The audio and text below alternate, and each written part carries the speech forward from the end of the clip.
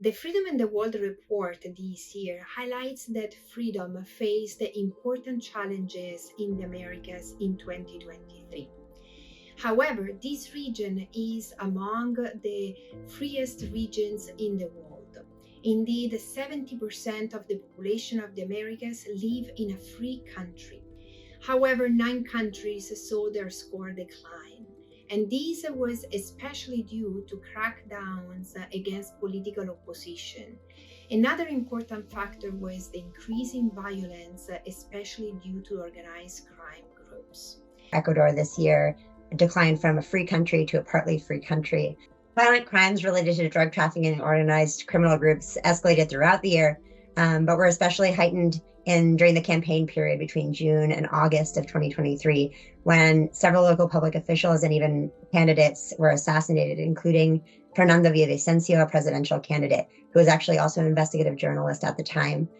Violence also generated widespread fear among voters and forced candidates from across the country to curtail their campaigning. The violence we witnessed in Ecuador is just one example of efforts to manipulate election results in the region, and crucially, it took place before voting was slated to begin.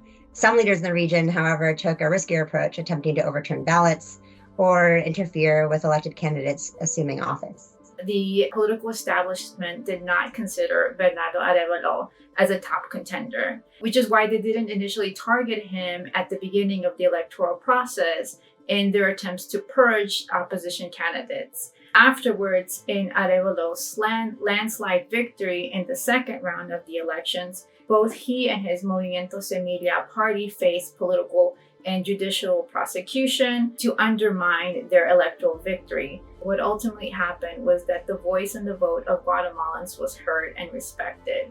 But really, what this signifies to the Guatemalan people is that there is hope for democratic change. There is hope for the creation of a new, inclusive, and transparent and honest political culture in the country, which is really a first step towards restoring hope and trust in institutions in a country that has a very long and complex history of political elitism and corruption.